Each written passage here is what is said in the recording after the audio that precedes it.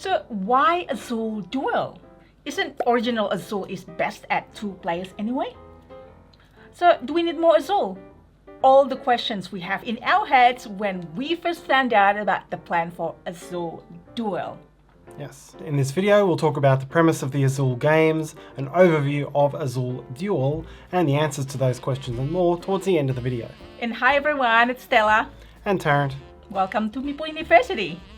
So in Azul Duel, as the name suggests, it plays 2 players only. Yes, so Azul, this is the 5th in the series. There's a couple of expansions out there as well. And Azul is all about, it's got its own mechanism for drafting tiles. That's really what it's known for. You draft all the tiles of a given color from one space or from the central space. So it's that open draft with a twist, and then you use those to score. And it's got this kind of inverse scoring where it's kind of juicy to go for high cost things, but they actually don't score you that much more than the low scoring things. So you got to really focus on things that are both easy and cheap. So it twists it up a bit, but those twists have been what's made the game so simple, different, and popular over time. And there are so many Azuls with that style, that feeling, and everyone has its favorite. So first and foremost, there's Azul Original, and later on after that, there's Azul Master Chocolatier and Azul Mini, which is basically the same game. Yep, those are reskins of original yes, Azul. Correct. And the second one came out Azul Stained Glass of Sintra. Third one was Azul Summer Pavilion. And then there's Azul Queen's Garden. So we have covered tutorial for all of the Azuls, or all of those 4 Azuls, plus this one as well. We have tutorial for Azul Duel coming up, so check it out in the video description. Now we're going to give you a quick overview of Azul Duel. So this is the setup for Azul Duel. There's also the opposite players player board. And this game is more similar to original Azul than any other one in the series. So it's got the pattern lines you're familiar with, the grid you're familiar with from original Azul, and it scores like original Azul, with the exception that we've now got a 6x6 grid instead of 5x5. Over here, the factories work in a largely similar way. So you'll still draft everything of one color and the rest goes to the middle, but in this case, the middle is these moon spaces. And on the 4 small factories, you form a stack with them rather than just pushing them all into the middle.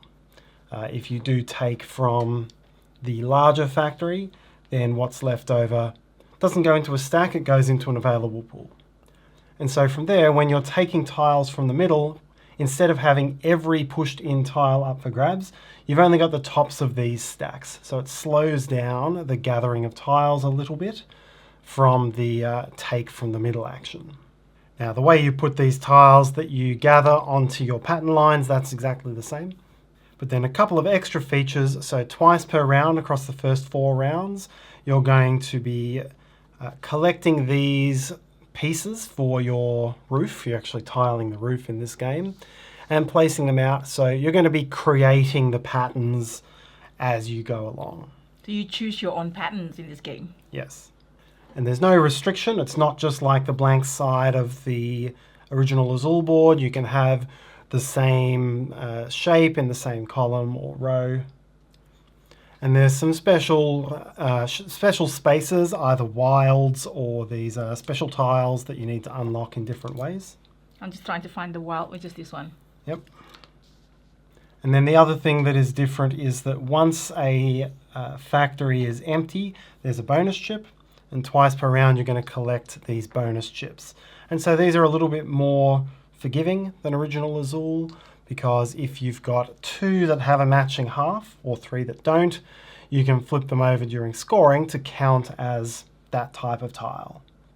So for example, if I had 4 of the blue ones in here, I could spend those 2 to get the 5th one, and that would allow me to score that a little bit more quickly.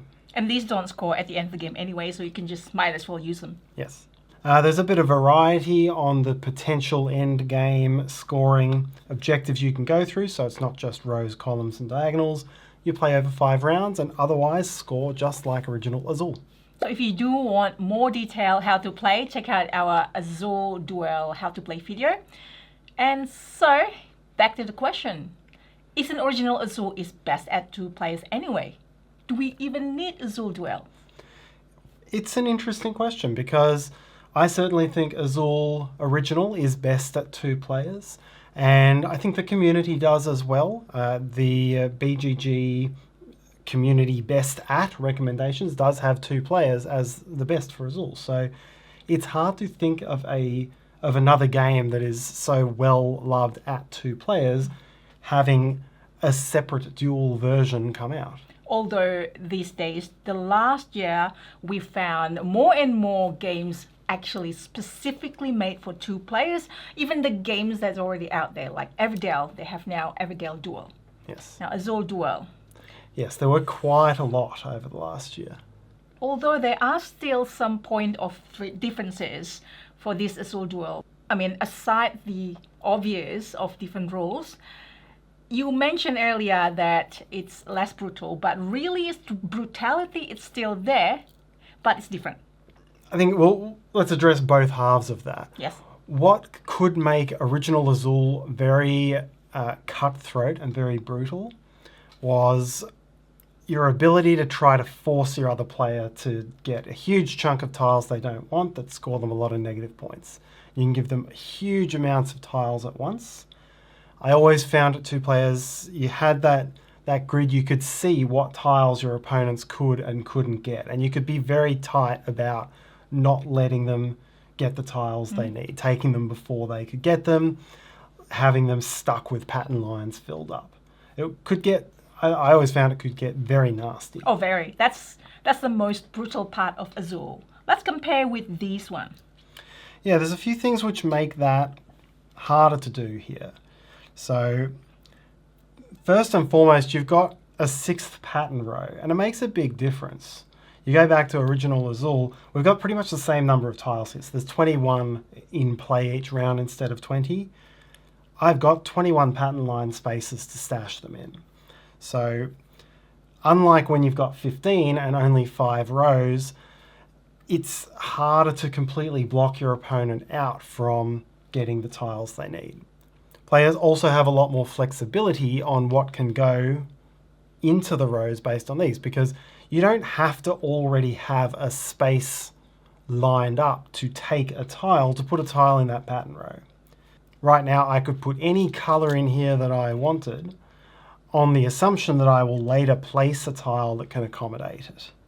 And you can always take it from here with the cost of victory points. Yeah. So that's a big interesting rule difference. I kind of would have expected, to be honest, that they would make it tighter in a 2-player game so that you couldn't place anything in a pattern line unless you already had a spot to put it. And in this case, that means I can't place anything here.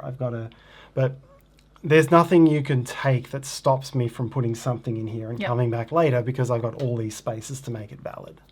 The other thing is that these are limited. You draft 2 of these per round, so you might actually block yourself if you fill up, all 3 of them before going to the next. So your opponent can see, all right, so you can't really take the red one, for example, at the top, so there's 1 red, and then, okay, that's safe. It's also created an interesting timing element. So I guess it's a different way where in original Azul, you just have to count, okay, make sure they have this one and the opponent has that one. But this one, if you don't want to take something, you can always go and then take, you have 2 tokens, 2 of these tokens. Yep. So gaining 2 of these, also gaining the 2 chips. Correct. There's a lot more ways to tempo it. Yes, you're tempering with that, but then at the end, part of it is like you probably want to go for the tiles first before going for these pieces or the round pieces. Because then, you can actually potentially gain more because there's a limit. You can only get 2 of the big tiles, 2 of the small tiles, 2 of these bases, 2 of the round tiles, and any amount of these. So if you keep doing that, getting the good one first before going there, because you're eventually going to get that amount anyway, regardless of how early you start taking the other type of tiles.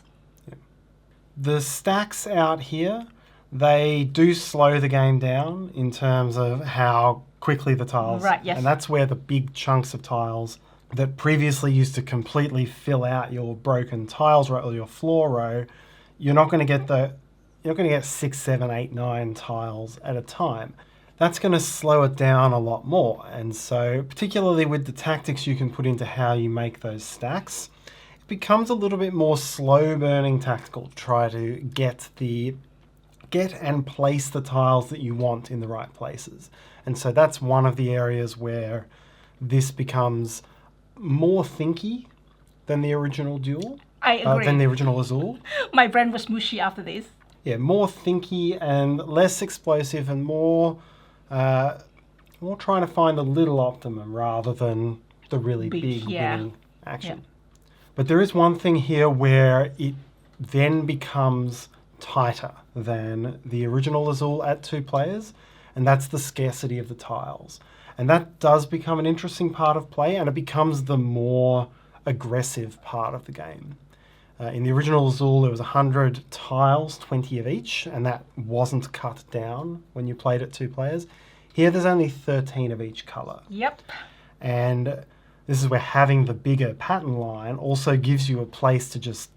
You're not going to get very many points out of putting things in the 6th column. Yes. Or very many things in the 6th row. Mm-hmm. So you can play a much more aggressive game on just hiding tiles there that your opponent wants, hate drafting them away and just leaving them there.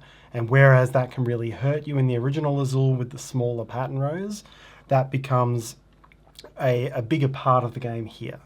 I mean, it's really hard to fill up the bottom row. That's so correct. They're trying to have these things here. So if you put it at the bottom, then if you fill all of these 3, you get this one filled automatically, which gives you more points if you put it at the bottom than the top. But I can tell you that is super hard to fill. That's super hard. I can't believe it's only 6 points, to be honest. Okay. I feel like it's so hard to fill that in. Yeah. It should be worth a whole lot more. Should be more, but maybe. Yeah, so I think that's a new and interesting part of the game. You know, higher player count original Azul, you could watch what tiles are out and what people have filled up their boards with, but you didn't have much choice. You still had to get 5 of each thing. That is absolutely correct. So if you enjoyed this video so far, please give it a like and let us know in the comments what is your favorite Azul before we get to the summary. And should you have this Azul? I think the answer is it's up to you. But it's yes if you are completionist, obviously. And yes if you want to optimize 2-player strategy. And I do think this game will appeal to a lot of people. Yeah. Over the aggression of original Azul. This will give you a more thinky game. You'll spend a bit longer at the table with it, and because often I think you'll find if you do spend longer at a game, you also don't want there to be an action in round 2 that completely destroys your game. Yes. So all those things that we said where it takes the explosiveness of the bad turns away, you want those things away in a thinkier game. So it still balances out well. And what if the answer is no? If you prefer, I guess the original Azul is a different brutality, and in a way it's more simple. So if you as you just say just now, is this one is definitely more complex. The rules itself is not that much complex, but the strategy is definitely more complex than the original Azul. So definitely if you want a simpler game, that is the original Azul.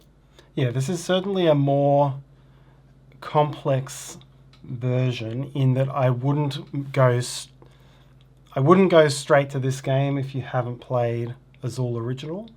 And that's probably true for most 2-player versions of games. I think they work best if you know the original, but often they have a similar complexity of rule set. This one is a half step above original Azul. Indeed. So there we have it. Azul Duel, more similar to original Azul than any other Azul you will have played. It's a slowed down game. You'll have more turns. It's a little more thinky, with surprisingly different areas where you're going to really be attacking your opponent. Yeah, I think the 2 Azuls, original and dual, still have different feelings. So 2 different games. Yes. Thanks for watching. Bye everyone.